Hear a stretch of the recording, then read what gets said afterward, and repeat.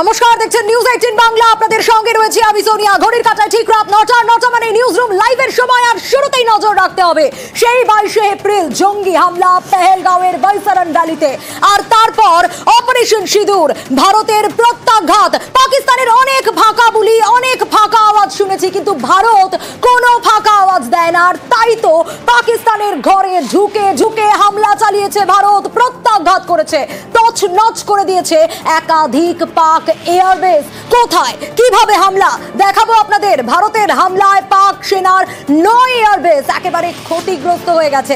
সেনার তরফ থেকে আজ সন্ধ্যেবেলা সাংবাদিক বৈঠক করা হয়েছে, ছবি দিয়ে দিয়ে আগে পরে বিবরণ দেওয়া হয়েছে। পাকিস্তানে একের পর এক দেখাচ্ছি পসরুর এয়ার ডিফেন্স রেডার, কি অবস্থা দেখুন। আগের ছবি দেখানো হয়েছে সেনার তরফ থেকে, আর টার্গেট, সেই টার্গেট খতম একেবারে। এয়ার ডিফেন্স রাডার পসরুরে ঠিক কি অবস্থা, আগে কি ছিল পরে কি ছিল, একের পর এক সেনা সাংবাদিক বৈঠকে ছবি দিয়ে বিবরণ দিয়েছে। পসরুর এয়ার ডিফেন্স রাডার ধ্বংস হয়ে গেছে, টার্গেট আর টার্গেট খতম। এরপর দেখাচ্ছি চুনিয়ান এয়ারবেস। দেখুন চুনিয়ান এয়ার ডিফেন্স রাডার কি অবস্থা ছিল।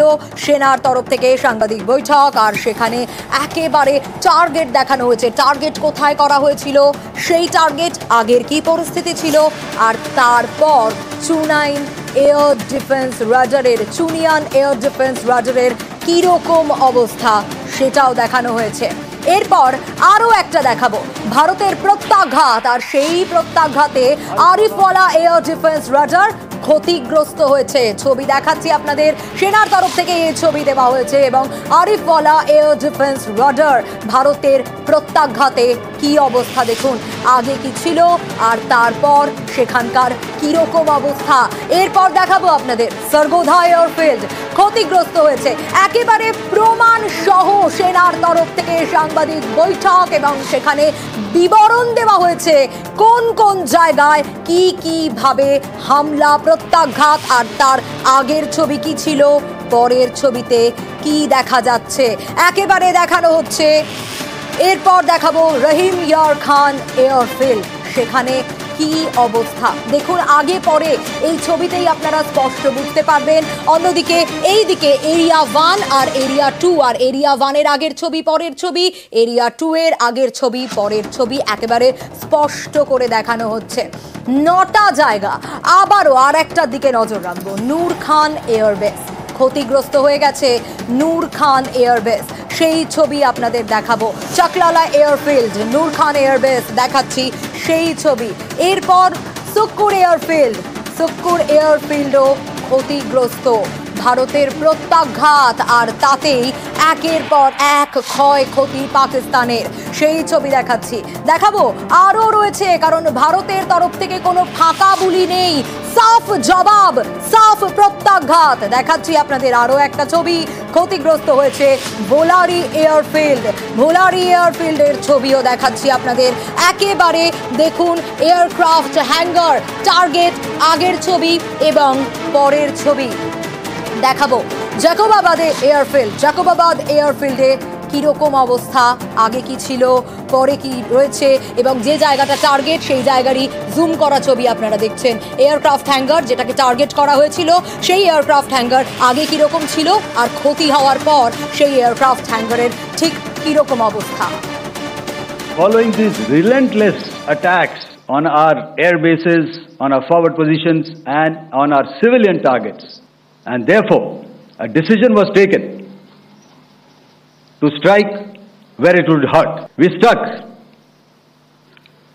his air bases, command centers, military infrastructure, air defense systems across the entire Western Front. Chaklala, Rafiki, and mind you, Chaklala is Islamabad. Rahim Yar Khan, Sakar, sending a clear message that aggression will not be tolerated. This was followed by strikes at Sargoda, Bholari, Jacobabad, the UAE complex at Murid, Rafiki, Rahim Yar Khan airfield, and the unmanned combat aerial vehicle hangar at Sakar. IF response was directed only at military installations, avoiding civilian and collateral damage.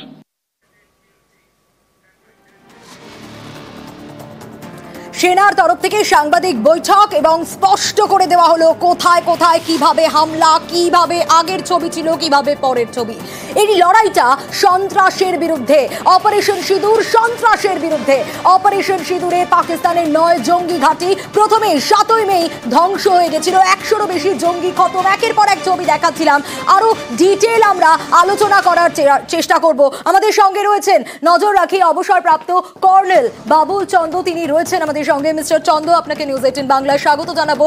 আমরা দেখাচ্ছিলাম আমাদের দর্শকদের কিভাবে সেনার তরফ থেকে সাংবাদিক বৈঠক করা হলো, একের পর এক জায়গা কতটা ক্ষতিগ্রস্ত, কোন কোন জায়গা ক্ষতিগ্রস্ত, এয়ারবেসগুলোকেও দেখানো হয়েছে। এটা সন্ত্রাসের বিরুদ্ধে লড়াই, কিন্তু আমরা দেখেছি সামরিক বিরতি সেটা লঙ্ঘন করেছে পাকিস্তান এবং সেনার তরফ থেকে আজকেও বলা হয়েছে এরপর কল্পনাতীত জবাব। আপনার কি মনে হয়?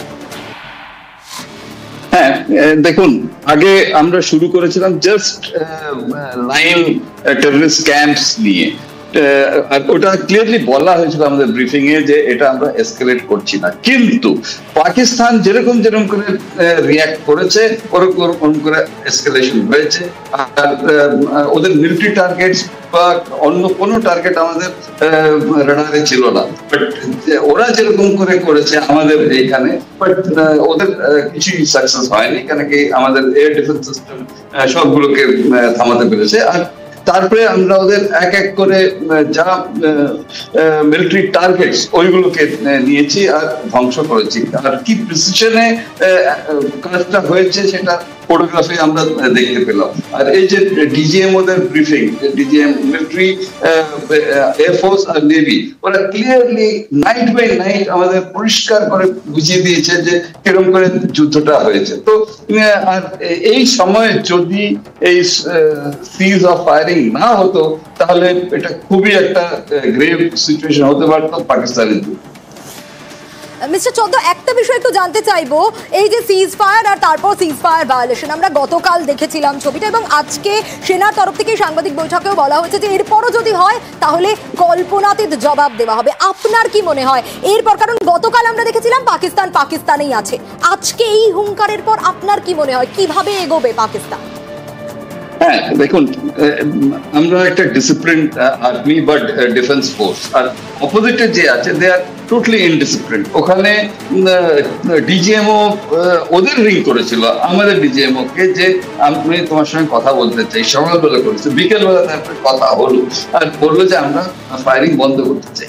যখন ডিজিএম লেভেলে একটা ডিসিশন হয়ে গেছে তখন ওটাকে রিজিউম করা ফায়ারিং সেটা কোনো রকমেই আমাদের ডিকশনারিতে নেই।